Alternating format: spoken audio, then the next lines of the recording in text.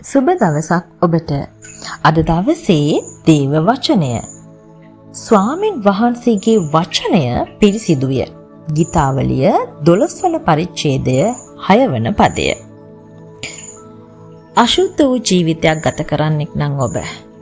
එයින් පිටතට ඒමට ඔබ උත්සාහ කරනවා නම් මේ පණිවිඩය අසන්න. ඔබගේ අශුද්ධකමින් පිටතට එන්න මිනිස්සෙකුටවත් වෙනත් කිසිම ආකාර දෙයකින් බෑ.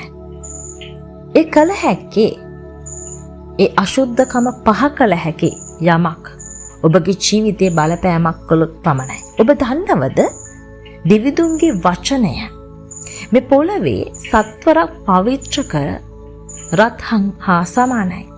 ඒ පිරිසිදුයි. එම පිරිසුදු වචනේ ජීවනය ඔබ තුළට ගලාගෙන එන විට ඔබ පවිත්‍ර වෙන්න යනවා. ඉතින් ස්වාමීන් වහන්සේ ඉඩ දෙන්න ඒ වචනය තුලින් ඔබගේ ජීවිතය පවිත්‍ර කරන්න දෙවිඳුන් ඔබට ஆசீர்வாத කරන සේක්වා. ஜேசு பேட்டாய். இன்றைய தேவ வசனம், கர்த்தருடைய வார்த்தைகள் சுத்தமானது. சங்கீதம் 12 அதிகாரம் 6 வசனம். நீங்க அசுத்தமான வாழ்க்கையில் சிக்கிக் கொண்டிருக்கீங்களா?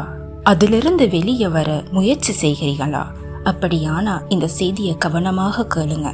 உங்க வாழ்க்கையில் இருக்கும் அசுத்தமான சில காரியங்கள்ல இருந்து நீங்க வெளியே வர முயற்சி செய்து கொண்டிருக்கிறீங்களா?